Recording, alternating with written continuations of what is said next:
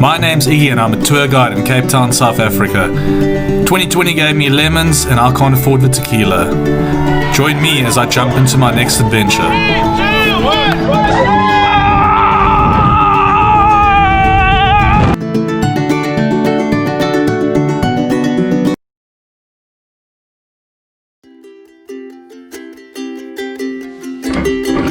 Alright, so it's just gone 6:15. As you can see, it's still dark outside, everyone's asleep, and I'm hoping to get to our first stop to get you the most epic sunrise. Let's go.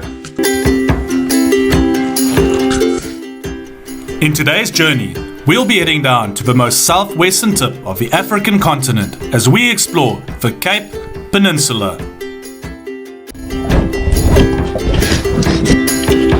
Alright, so I've literally just made it to my first stop. I'm in Musemberg and the sun's about to come up. So more precisely, I'm actually at Boys Drive. And to be even more precise, I'm at the Shark Spotters little station. I'm going to show you that in a second. Here you go.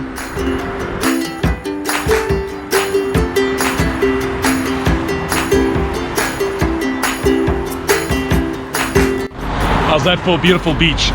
So I'm going to put this camera quickly on a time lapse and hopefully we can get some beautiful image of the sun coming up. And then afterwards I'm going to take you down into the town of Musemberg for our first stop on this 5-stop journey onto the Cape Peninsula.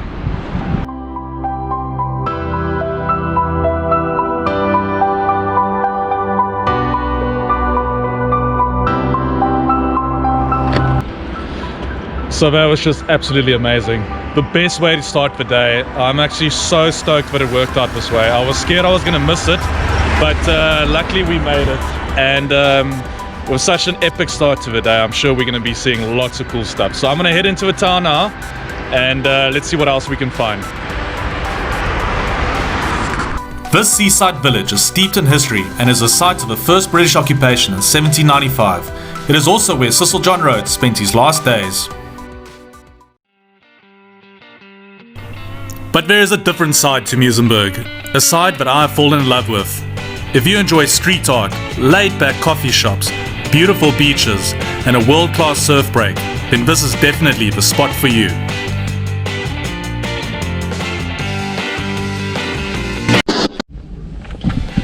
Alright, so I've just stopped at the second spot for the day, Kalk Bay. Recently voted one of the trendiest neighborhoods in the world. I've however come down to the Harbour because I want to show you how the locals go about their business.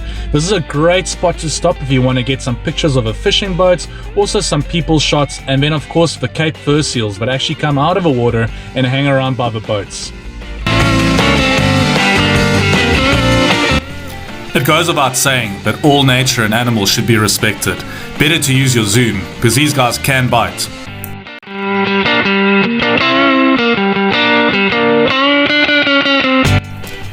The best part about Kalk Bay is that you can buy the fish directly from the fishermen.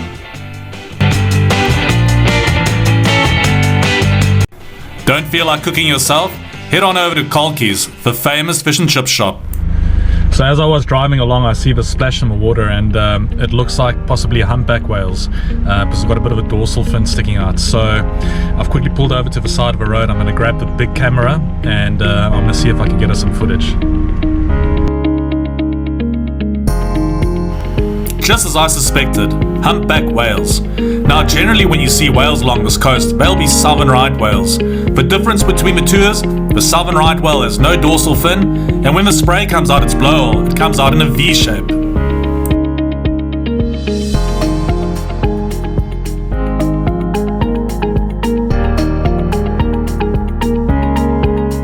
Simonstown is home to the South African Navy. During World War II, we operated under the British. And this statue right here, this is of Just Nuisance, the only dog to have ever served in the Royal Navy.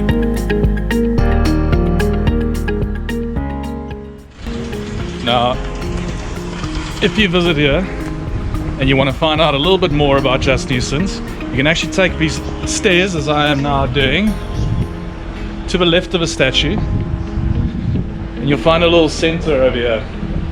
Excellent waffles, by the way.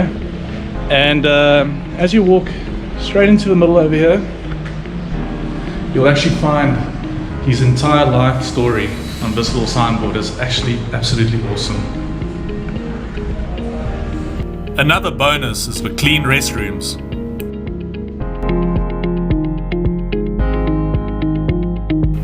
You would be forgiven if you thought that was the beginning of a really cool transition, but this is in fact the walkway to the Boulders Penguin Colony.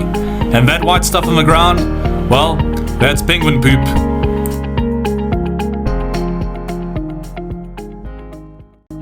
Alright, so I couldn't resist the transition. Now unfortunately the Boulders Penguin Colony is closed at the moment, but there is an alternative. If you're like me, you're on a bit of a budget, we got lots of kids with you, just tight on time, you can always go past this sign over here.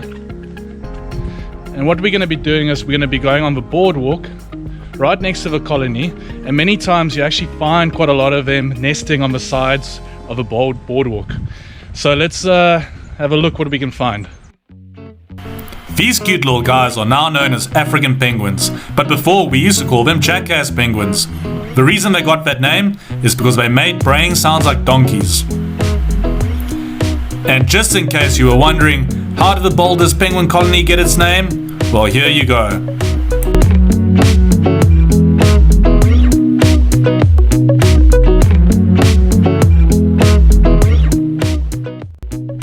So I've just pulled up to the Cape Point entrance. Now usually I'd spend about 3.5 hours here. There's a lovely restaurant, takeaways, loads of hiking trails, and of course the Cape Point Lighthouse. When you walk to the top, you'll be rewarded with beautiful views of the Atlantic Ocean and surrounding mountain range. Now unfortunately, due to COVID-19, they've decided that you're allowed to enter the park, but you're not allowed to exit your vehicle. So in light of that, and in the interest of saving time and saving money, I've decided I'm going to run through a couple of beautiful pictures that I've taken over the last few years and tell you a little bit more about Cape Point as I make my way to my 5th and final destination on this Big 5 Cape Point tour. Cape Point is the end of the Table Mountain Range, starting in Cape Town and ending in the Atlantic Ocean. Many people believe that this is where the two oceans meet, but in fact the two oceans meet only further down the coast. You'll have the opportunity to spot many animals on your day out. But be aware that even though the baboons seem tame, they can be very mischievous and sometimes dangerous.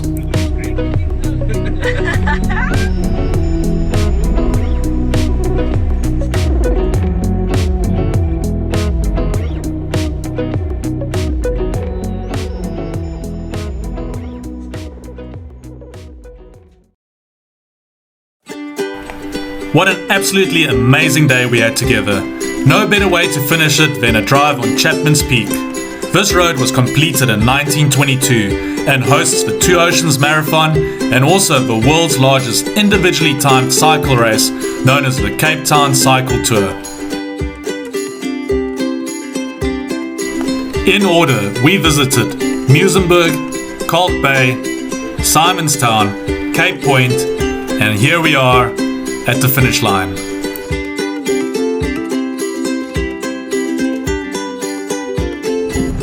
So I've stopped at the top of Chapman's Peak. This will be my final stop for the day. That's been 5 in total, so I hope that I've helped you in planning your trip down the Cape Peninsula the next time you visit Cape Town. Now I will unashamedly say that you'll benefit massively from having a registered tour guide take you on this tour. Stop, have lunch, have a bit of wine, and he will also give you a lot more interesting stories and a lot more facts that we didn't even get to touch on today. It took me about half a day, but you should aim for it to take you about, or at least prepare yourself, that it'll take you around about a full day to do all of this. Now I have to thank you so much after all the love I've received from the first video. And again, if you have any suggestions or any comments or any tips for me, please do so. Leave it in the comment section down below. Until next time,